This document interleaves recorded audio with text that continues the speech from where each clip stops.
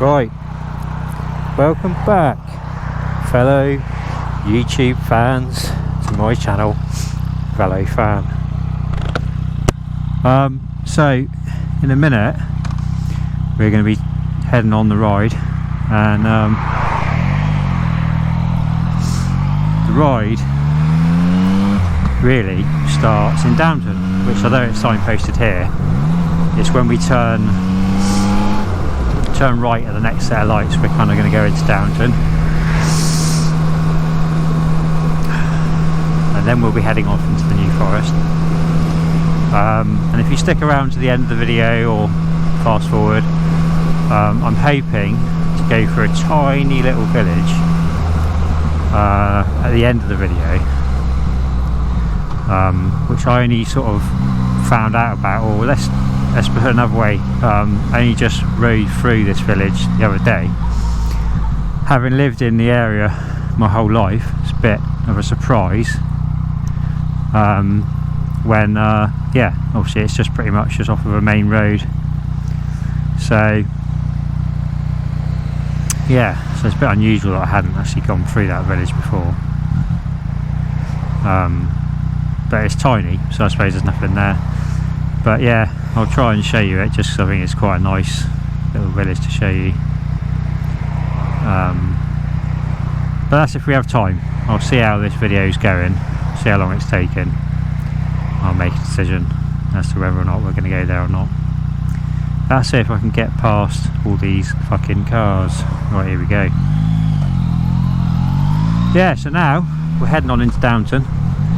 Lovely little village. I believe it's in Wiltshire. Even though, like, I could have reasonably assumed it was Hampshire, but no, I think it's Wiltshire because it's getting closer to Salisbury.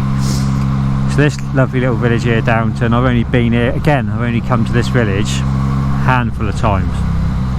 Even though, again, like I say, I lived in the area my whole life, but there's not that much going on around here in Downton. So yeah, I only came here a couple of times because my mate was living here for a time. So yeah, it is quite nice, and it would be nice to live here because it's small, there's not much going on, not a lot of hustle and bustle, and you can just step out into the New Forest like I'm going to do in a minute with ease. So yeah, so that's kind of like where we're going. But of course it's about the old what am I going to be talking about, because all my little, well, not all of them, I think the first ever video I made I didn't have any speaking on, didn't have the microphone in the helmet. But yeah, generally speaking, all my little videos on this bike are going to be with a sort of ongoing chat about something. So yeah, so the subject is when the missus says no to motorcycles, and we're going to talk about that, and I'm hoping for comments from you guys, the viewers, as to how you have dealt with this problem in your lives, or if you've never had to deal with a problem, or you know, just whatever, just, or like I say, open it up, see what people have got to say about it, because it is a really tricky one to deal with, and I think a lot of guys face it. Now, before I get any further into this video, let's just clear that one up, because obviously this can affect women as well. So not going to have any viewers going, oh, sexist pig, whatever. So no, this can be obviously for women whose husbands say no to motorcycles or whatever. They might be with another woman, doesn't matter.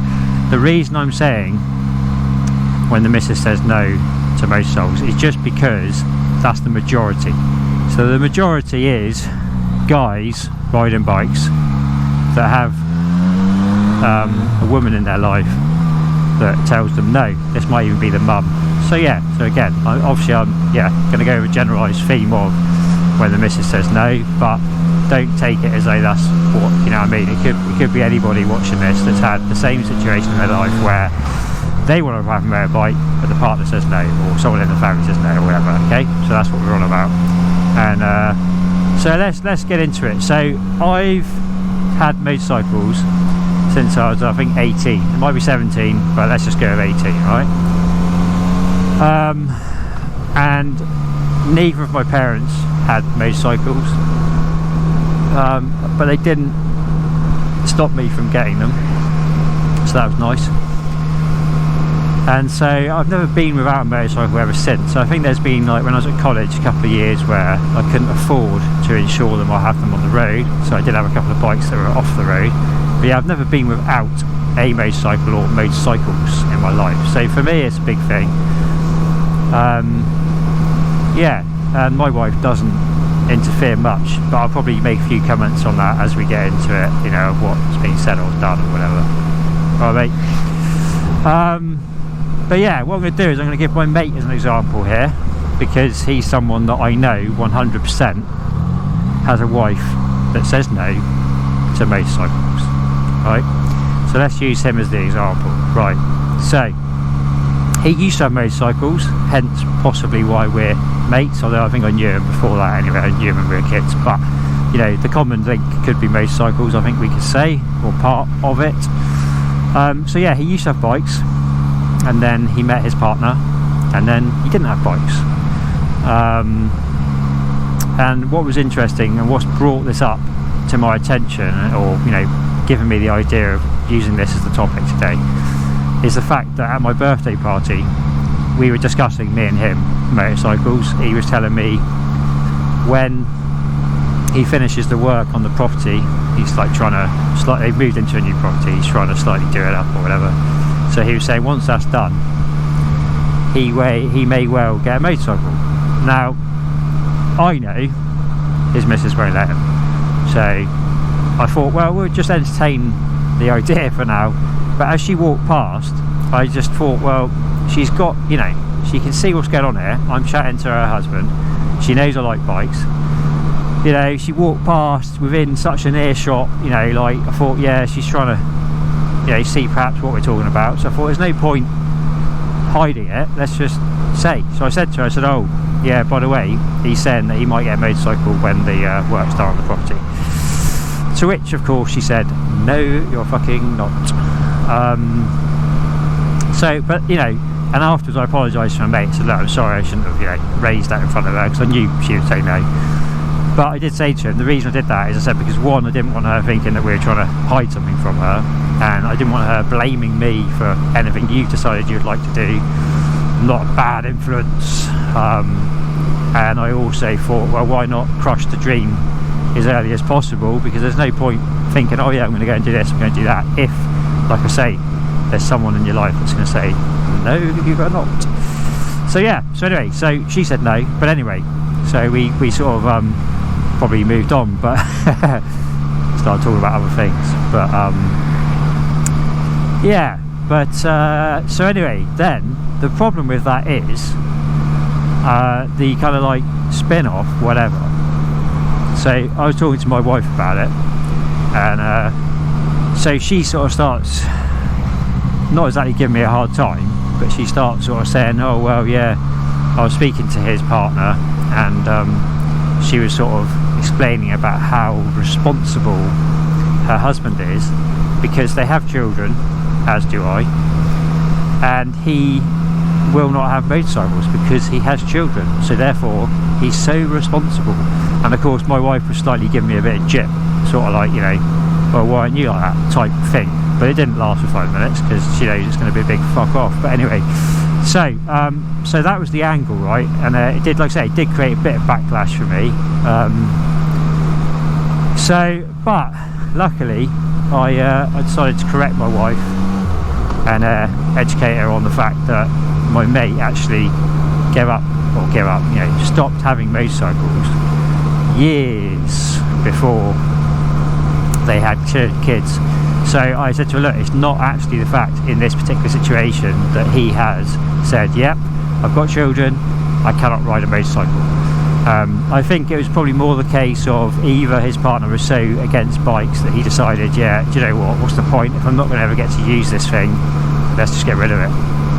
Or it may have been they were saving up to buy a property and he felt, well, you know, a couple of grand, whatever his bike was worth, could be handy. So I don't really know the answer to why he decided to never have bikes, but it wasn't because he'd had children. That's the fact. So yeah, so that's what I had to try and bring into that situation. Not that it makes any difference, because obviously my wife's point is about children, okay, and that's why this one is, I think, like I say, it's a difficult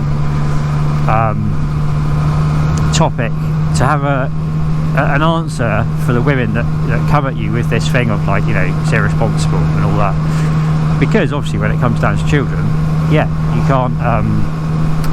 can't go just, you know, doing whatever the hell you want to do or whatever. Yeah, so anyway, then I thought, well, you know, me being me, I thought, well, I'll tell you what, if matey really wants a bike, and if his wife's real objection is the fact that he'll be riding on the road and in danger, because obviously, you know, you're on the road in a vulnerable vehicle surrounded by cars that are not as vulnerable, that then, you know, this and that can happen, right? So I get that. So I thought, right, well, what's the solution then? So I said to him, if you really want a bike, how about the idea of going and get an off-road bike, and you can go and do green lanes, right? Because I said to him that way, I said, you're going to have a bike that you've paid for, fair enough, but you're not going to have to insure it, you're not going to have to have tax and an MOT. So it's kind of like cost free. So once you've bought the bike, and you could buy a really old school, I don't know, like a trolley sort of Boltaco or whatever for like, I don't know, a couple of grand, 1,500 quid, whatever, you know, you might be able to buy something quite cheap, right? And once you've paid that cost, in a way it's free motoring after that. So that was like my solution, because I was kind of saying to him, because then that way the only person putting you in danger is you yourself. So, you know, so there can't be this kind of whole big massive fucking emotional blackmail pressure of, yeah, you're so irresponsible, you're like you're riding in a dangerous thing, you know, you're going to get killed. Because like I say, you'd just be like green laning, have a bit of fun, right? Or you could even, instead of going green laning, you could even enter proper off-road events, where I guess you'd be on a closed circuit, just going around doing scrambles or enduro, whatever it's called. So that was my little, perhaps, you know, solution for him. Although I suspected that with women, you know, quite often they'll tell you, oh, you know, you can't have a motorbike because you've got kids and it's unfair on them because it's dangerous and all that, right? But in actual fact, they just don't want you to go out and have your own time, your own freedom, whatever, right? So I kind of suspected that might be the case with her. But all I'm kind of saying is, when I offered him that solution, I kind of said, so do you think that would work? Or do you think she would still object? And he said, no, she'd still object. And I was like, right, okay, why is that then? And he said, yeah, because basically, if I'm out on, let's say, a Sunday, like I am now, doing my own thing, you know, riding my bike, she'll obviously be alone, you know, at home, alone with the kids. So, yeah, there's obviously multiple angles to this, you know, reasons why they may not be keen for you to have a bike. But like I say, we're discussing the topic, we're trying to figure out solutions as to how you can come back to these women and say, yeah, I appreciate your concerns, but do you know what, I'm still getting a bike, right? Because I do kind of think it's a bit unfair, and I've known quite a lot of men that have given up bikes when they've had children, but not because of pressure, not because the wife said no, but because they wanted to buy a car, a family car or whatever, you know. And sometimes it's like the guy that has got his little sports car, you know, he might be a little boy racer or this or that, and he gets to a point where he's got kids and he's like, yeah, that thing's got to go, because I now need the old family wagon. So what's the point having this 2-door car or 3-door, whatever they call it. So yeah, so I've known a lot of guys give up bikes because of, you know, having children, if you like. So that's another angle, but also, like I say, another one that we want to try and overcome, because like I say, I would personally rather guys have bikes, you know, no matter what their life situation is, shall we say. Yeah, so that's part of that, right? But you know, I mean, like I say, I do think it is a hard one to answer. Now hang on a minute, right, I'm going to turn right up here, even though I don't know where I'm going, but I'm going to be optimistic that it's going to take us roughly where I'm wanting to go, like regards to getting to that little village at the end of the ride. So anyway, yeah, let's turn up here, right. Oh, some helicopters up there in the distance, 3 of them, probably military, I don't know. So yeah, so So it is a tricky one, you know, and I suppose my only answer or counter argument, if it ever became the situation that I needed to do that, which, like I say, it's currently not an issue, because I think my wife just understands, you know, I've had bikes my whole life before she met me and whatever.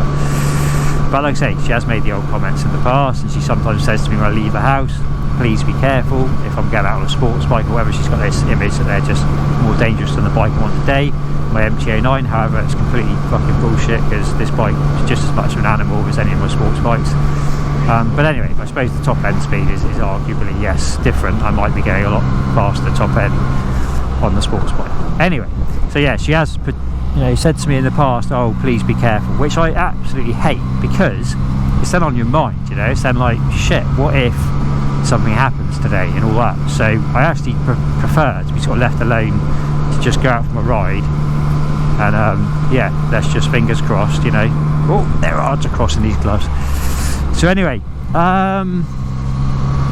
right, so yeah, so my only sort of counter argument is the fact that I feel, for me personally, for the old mental health, you know, which nowadays is since COVID, I guess, but yeah, more or less COVID's pushed it to the forefront. But men's mental health has become far more acceptable to talk about in cultural society, and far more prominently awareness towards the subject, which is good, because obviously it affects a lot of people. And it's not good that men are always kind of like, oh, you've got to be strong, you've got to be this, you've got to be macho, you've got to be that, don't talk about your mental health. So no, it's good that now we've moved into a new era, perhaps. So anyway, so my kind of yeah, counter argument, should we say, is, but hang on a minute, right? I appreciate that we have children, I appreciate that you're worried about me and then what might happen if I leave you and the children behind. However, I don't feel that I just want to go for a motorcycle ride. I don't feel like it's a want, I feel that it's a need. I feel that I actually need to get out on my bike and go for a ride, for my mental health, as well as whatever, perhaps just, you know, just whatever, you know, just something that I need to do. So I think that's my argument. I think it's like, okay, wife's going to say no to motorcycles, but I'm going to say, hang on a minute, if I'm suffering really badly with depression, and for me, one thing, you know, you try and avoid the things that make it worse, and you try and embrace the things that make it, you know, better, less of a problem. So, you know, for me, it's like I say, it's kind of like, well, I need to get out on my bike for a ride to help me feel, you know, more happy, should we say. That's the most simplest way of putting it, happiness. So then you can kind of perhaps lay the guilt trip back towards, you know, their feet, where they're trying to give you the old guilt trip of like, you know, this is dangerous and irresponsible for an adult, you know, someone of your age, to be out on a motorcycle when you've got children. But then, like I say, I'm pushing back with a kind of like, well, yeah, but it's irresponsible of you to take away from me the medicine, the thing that can help me not feel depressed. So yeah, so I think that's my only real get back. Not like I say, not like I've used it, not like I've, you know, it is, like I say, it's a very touchy subject to deal with, and so luckily me and the wife haven't really got into it, because there's other things we argue about, the classic being money. Everyone, well, not everyone, but I think a lot of marriages suffer with the old marriage, the money situation.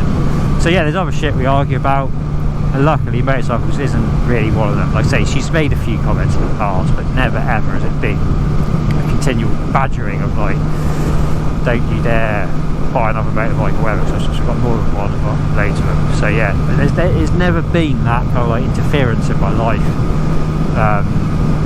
But like I say, my mate is affected by it, although it's not a big issue to him, I don't think. But yeah, you know, like I say, it's just one of those things. So that's the topic, that's what we're talking about, and that's what hopefully you guys can give me some solutions to in the comments. Other than that, you're getting to see this nice little ride I'm on, whereby we're in the New Forest, my favourite stomping ground, especially for my old Balasette, my classic 1934 Balasette KTT 350 overhead cam Isle of Man race type bike, although I don't actually have the race history for it, but it's undeniable it is what it was made for, although they were sold to the public so privateers can go and race and stuff. But it is a race bike, and it's my favourite. classic, although I'm restoring another leather set, slightly older, 1928 KNS 8 cab 350cc, so similar bike, just not as race spec, should we say, even though, like I say, very similar, looks the same I suppose. Another motorcycle still up on his phone, good man. Anyway,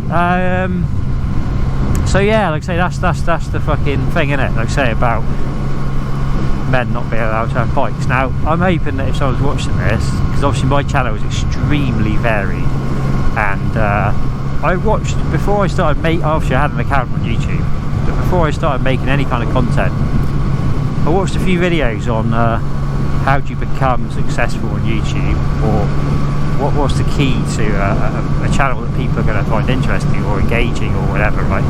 And the answer was, have a singular interest. Do not have 10 million different things going on like I do. Just focus on one thing. And I fully understand that, because then I suppose people can come to your channel, and if you're doing one like I'm doing today on a motorbike, they can see you've got loads of other videos, different motorbikes perhaps, different reviews of bike gear, different topics to talk about, road services, tyres, engine oil, whatever the hell, right?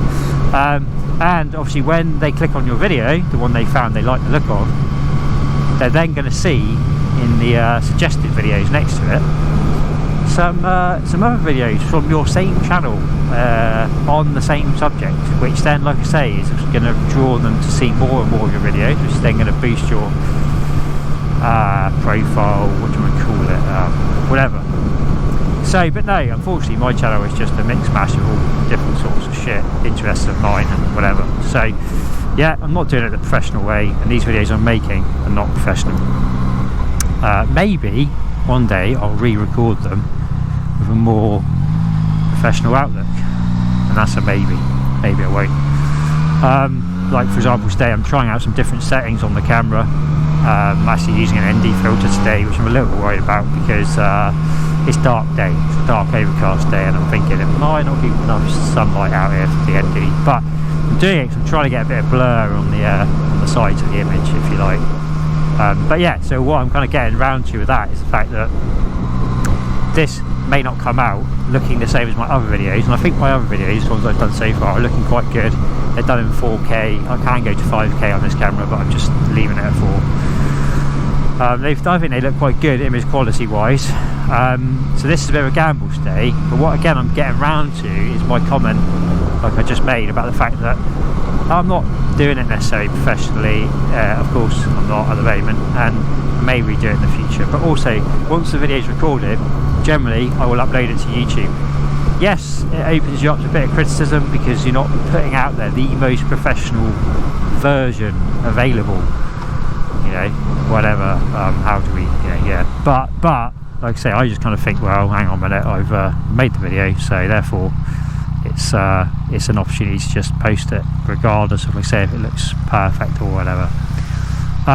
This road here I'm on, I can actually no, I can't see the name of the road. I thought I could see it on the, it's not written down, I can't remember what it is, but it's got these passing places, right? So if you come down in a car, be aware of that. And like this car's going for it now, and obviously you've still got cyclists coming along, so it's a bit of a tricky one, this road. Previously, because I've lived here, like I say, quite a long time, they didn't have these stumpy things, these posts either side of the road. So although it's a tiny little narrow road, you could always pull off the road to let someone go by, but now they've got designated passing points, which is okay, but it does slow it down, because you've got to look ahead and work out, is that guy going to stop, is he not, blah blah. But luckily on a motorbike you don't really need to give a shit, you just fucking wag it on or whatever, you know. So that's the old another part of why you need to ride motorcycles, and of course the thrill, the this, the that, getting away from traffic. So yeah, let's try and get a little bit back on topic. So